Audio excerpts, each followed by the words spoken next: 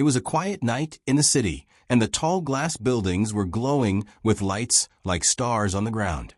Emily Carter sat in the back of a black car, looking out the window, as she held her phone tightly in her hand. She was a CEO, a powerful woman in charge of a big tech company, but tonight she felt tired and alone. Her driver had just dropped her off after a business meeting, but she told him she wanted to drive herself home. She needed time to think. She wanted space. She did not want to talk to anyone. So she started driving through the city, herself thinking she knew the way back to her luxury apartment. The city lights began to fade as she drove farther. The roads got smaller and darker. She looked at her GPS, but the screen froze. She tapped it once. Then, again. No signal. She took a left turn. Then, a right. Then, another left. The streets began to look strange and broken. The shops were closed, and the windows were covered with boards. Graffiti covered the walls. Trash was blowing in the wind. Emily sat up straight in her seat. She locked her doors and looked around. She didn't know this area. Her heart started to beat faster.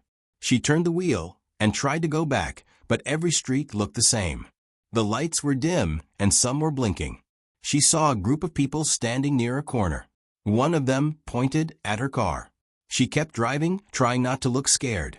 Suddenly, her car made a loud sound. Then, it stopped moving. She tried to turn the key again. Nothing. The engine made a clicking noise and then went silent. She checked her phone. Still no signal. She looked out the window and saw no one she could trust. She was alone in a place she had never been before. Her hands started shaking as she looked around. Someone was walking toward her. She saw a man in a hoodie.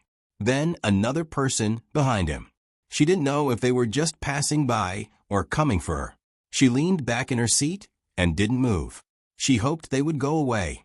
The man walked past her car and didn't look in. But someone else did. A woman with a cart full of cans stared right at her through the window. Emily looked away. Then she saw another man. He was tall and strong-looking. He had a backpack on and wore old shoes. He walked slowly, but looked straight at her car. Emily held her breath. He came closer. He raised his hand and knocked on her window.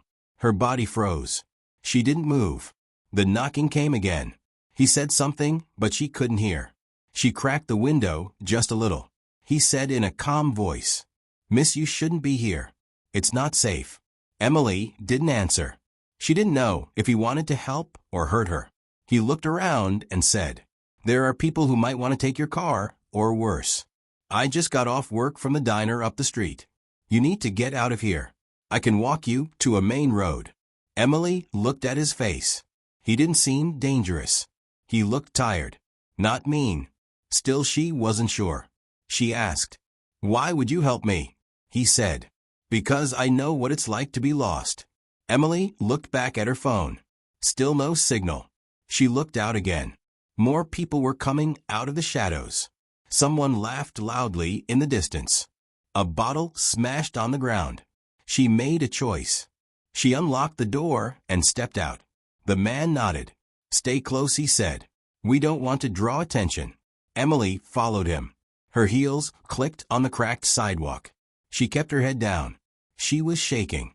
Her fancy clothes stood out in this place like a diamond in dirt. They turned a corner. A dog barked from behind a fence. Emily flinched. The man kept walking slowly, but steady. Every sound made her jump. But the man didn't stop. He looked ahead with calm eyes. "What's your name?" she asked. "James," he said. "You." "Emily." James gave a small smile, but said nothing more. Emily looked at his backpack. It had a patch that said Dad Life. She wondered if he had kids waiting for him. She didn't feel powerful anymore. She didn't feel rich or strong. She just felt scared. But next to James, she felt a little safer. The streets were still dark. The night was still cold. But Emily kept walking. And so did he.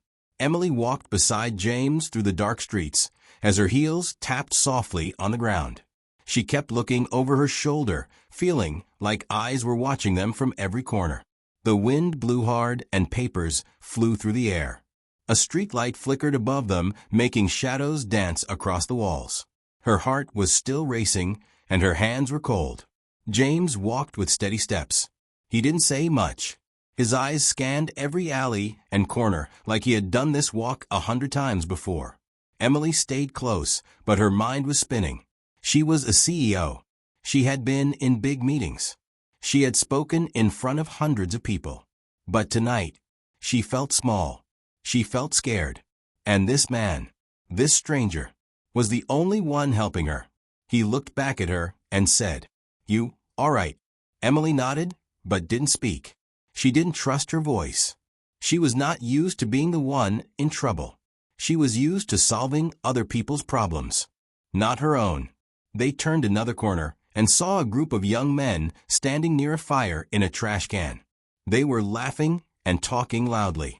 One of them looked at Emily and nudged the others. They all turned to stare. James slowed down and whispered, "Just keep walking. Don't look at them. Don't say anything." Emily kept her eyes on the ground. She could feel the men watching her. One of them whistled. Another said, "Hey, beautiful. You lost or something." James said nothing. He placed himself between her and the group. His steps didn't stop. His face stayed calm. But his eyes were sharp. One of the men stepped forward. "You two don't belong here." James looked him in the eye and said, "We're just passing through. Not looking for trouble." The man laughed. "You already found it." Emily held her breath. Her heart felt like it would jump out of her chest. The men moved closer. One of them had something in his hand. It looked like a pipe. James didn't move. He said again, "Let us pass. No one needs to get hurt." The man raised the pipe just a little. Emily took a step back. Then something unexpected happened. A loud sound echoed from the alley behind them. A dog barked. A car alarm went off. The group turned their heads for a moment, and James took that second to move. He grabbed Emily's hand and pulled her forward. "Run." They ran. Down the street. Around a corner. Emily's heels slipped, but James caught her. They kept running. Her legs burned. Her chest hurt.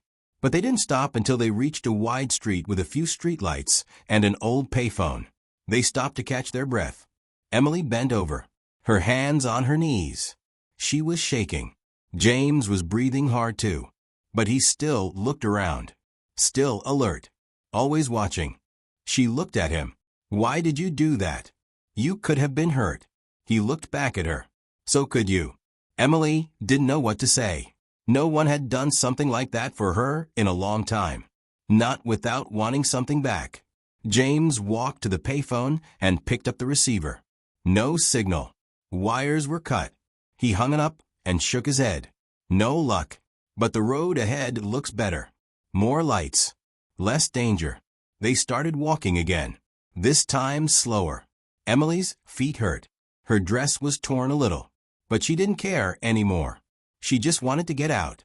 James asked, "Why were you alone? In that car? In that place?" Emily thought for a moment. Then said, "I needed space. My life is too loud. Too full. But I didn't think I would end up here." James nodded. "I get that. Sometimes quiet places turn into the loudest. In the worst ways." Emily looked at him again. His clothes were old but clean. His eyes tired but kind. She asked, "Do you live around here?" James said, "A few blocks down. I rent a small place. Just me and my daughter." Emily blinked. "You have a daughter. What's her name?" "Lily. She's 6. Smart and funny and full of questions. She's the best part of my life." Emily smiled for the first time that night. James smiled too. Only a little. But it was warm. They walked past a gas station with bright lights. Emily pulled out her phone again. 1 bar. Then 2. Signal was back. She stopped walking and called her driver. He said he would be there in 10 minutes. She looked at James. He looked ready to walk away. She said, "Please wait. Just a little longer." James nodded. They stood in silence for a moment. 2 strangers. In the light. After walking through the dark. And for the first time that night, Emily felt like maybe she would be okay. The gas station lights were bright and buzzing as Emily stood near the curb with James beside her. She kept checking her phone, watching the little blue dot on the screen as her driver's car moved closer. She could finally breathe again, but part of her chest still felt tight. Not from fear anymore, but from something else. She looked at James. He had helped her, protected her, and now he was standing there like none of it had happened. Like he didn't expect anything in return. The minutes felt slow. The city noise returned as they got closer to the safer part of town. Cars passed. People walked by. Nobody knew what had just happened. Nobody knew how close she came to something she didn't even want to imagine. James looked up at the sky and said, "Clouds are rolling in. Might rain soon."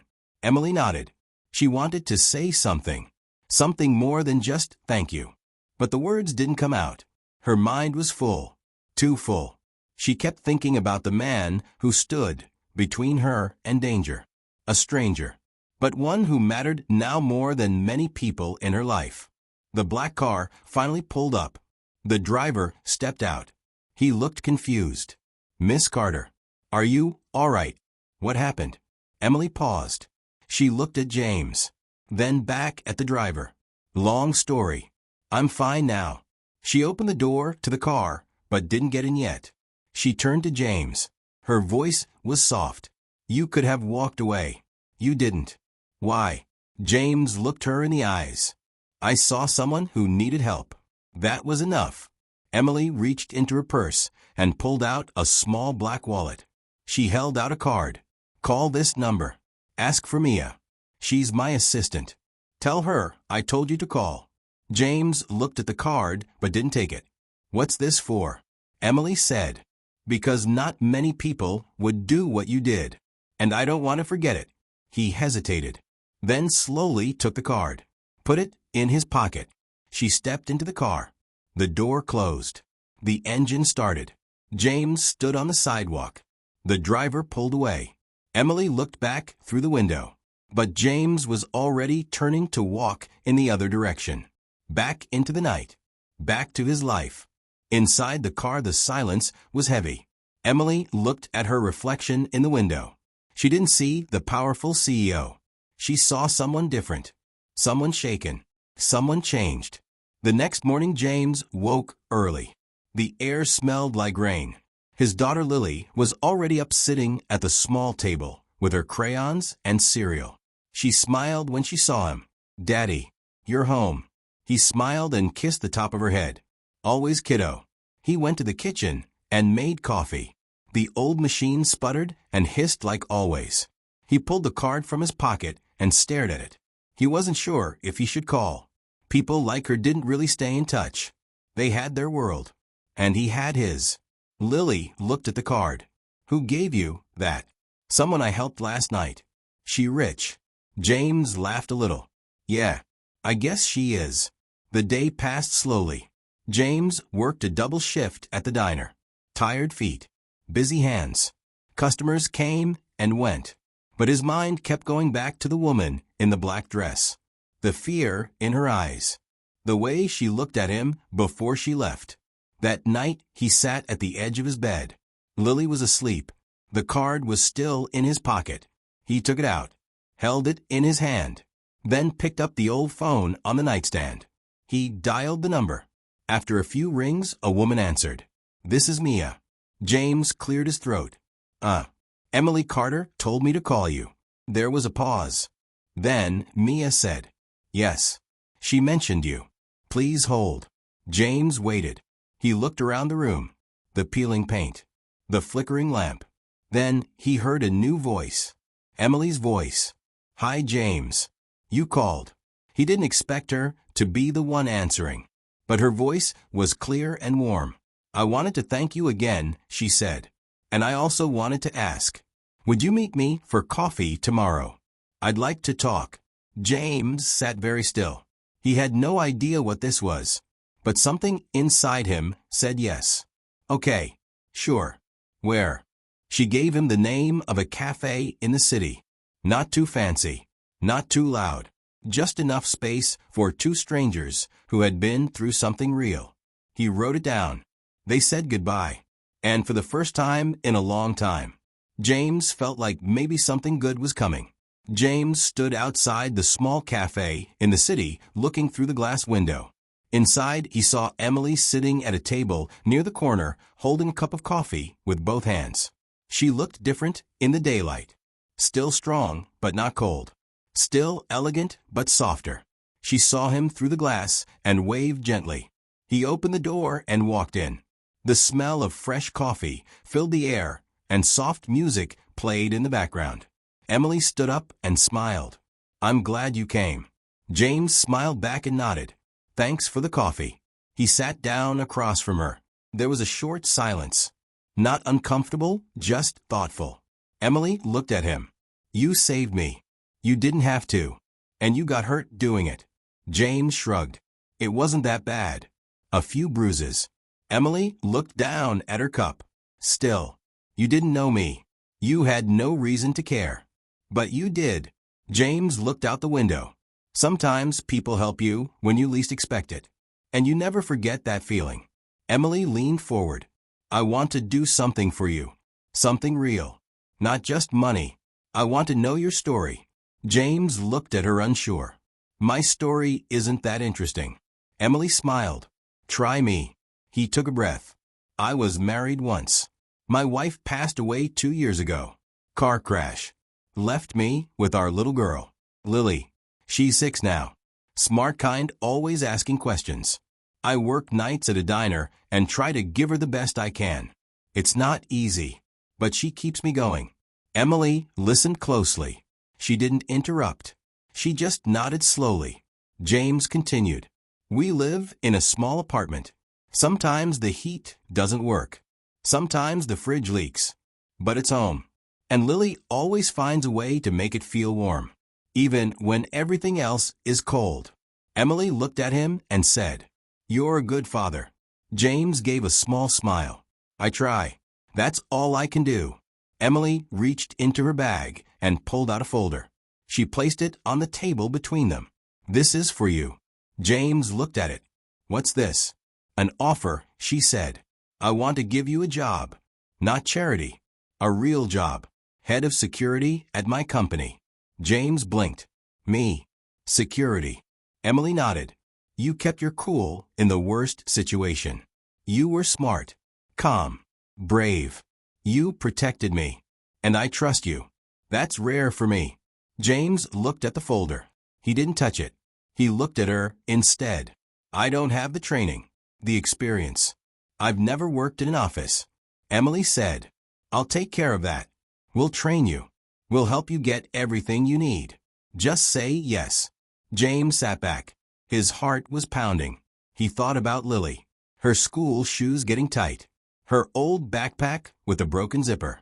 He thought about the bills on the kitchen table. The fridge that leaked. The tired nights after work. He looked at Emily. "Why are you really doing this?" She paused, then said, "Because you reminded me what it means to care without reason. Because you helped me when I was at my worst. Because I don't want to forget that night.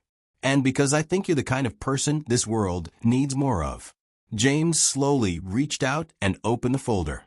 Inside were papers, details, a photo of the company building, a badge with his name already printed. He held it in his hand and felt something he hadn't felt in a long time. Hope. He looked at her. "Okay, I'll do it." Emily smiled wide. "You won't regret it." James smiled too. "I already don't." That night James went home and hugged Lily tighter than usual. She asked, "Why are you smiling so big?" James said, "Because I met someone who believed in me. And maybe, just maybe, everything's about to change." The days passed quickly, and James started his training at the company. He wore clean shirts every day and polished his shoes the best he could. He stood taller now, walked with more pride. When he came home, Lily would run to the door shouting Daddy's home and show him her drawings. He would hang them on the wall next to the calendar. Each day had a red mark, a countdown to the day he would start full-time. Emily watched from a distance. She saw James working hard. Always early. Always focused. Always kind. He greeted everyone with respect. Even the janitor. Even the people who never looked his way. She smiled each time she passed him in the hallway. One morning, Emily called James into her office. The large windows behind her showed the city skyline. James stepped inside, holding his new ID badge. "You wanted to see me." She looked at him with a quiet smile. "Yes. I just wanted to say thank you." Again, James was confused. For what? For reminding me that people matter more than profit. For reminding me why I started this company in the first place. They sat down across from each other, just like they had in the cafe. Emily said, "Things are changing fast. I'm stepping away for a while. I need time to think, to breathe." James looked surprised. "You're leaving." "Not forever," she said. "Just for now. I've spent years running this place. But I forgot how to live. That night I got lost. It wasn't just on the street. I was lost inside too." James nodded slowly. He understood. More than words could say. "Where will you go?" he asked. "Somewhere quiet," she said. "Somewhere I can walk without being followed. Somewhere I can be just Emily. Not the CEO. Not the name in the headlines." James looked at her. He didn't speak right away. Then he said, "You helped me. Now it's your turn. Take that time. You've earned it." Emily stood up and walked over to the window. She looked out at the city, then turned back to him. "I don't know when I'll return, but I wanted to see you before I go." He stood too. They were quiet for a moment. The kind of quiet that says more than talking ever could. She reached into her drawer and pulled out a small envelope. Inside was a letter, written by hand. "For you," she said. "Read it later." James took it and placed it in his coat pocket. He didn't want to say goodbye. Not really. But he knew she needed this. And he wasn't someone who held people back. He was someone who helped them move forward. She walked him to the door. Before he stepped out, she said, "Take care of Lily. Tell her I said hi." He smiled. "She still talks about the lady with the shiny shoes." Emily laughed. "Tell her I'll wear them again someday." They looked at each other one last time. Then James walked down the hall, and Emily closed the door behind him. That evening he sat at his small kitchen table. Lily was asleep. The house was quiet. He opened the envelope. Inside was the letter, written in clean, careful handwriting. It said, "James, thank you for reminding me that real strength is quiet, that kindness still exists, that bravery can look like a man in old shoes walking beside a stranger in the dark. I won't forget what you did, and I won't forget you. Live well. Be proud. Keep going. Emily." James held the letter in his hands for a long time. Then he folded it and placed it in the top drawer next to his daughter's baby pictures. The next morning he got dressed and went to work. He stood at the door and greeted people with a calm, steady voice. He carried on, with quiet strength, with quiet pride. And though Emily was gone, her words stayed with him, her trust, her belief, her kindness.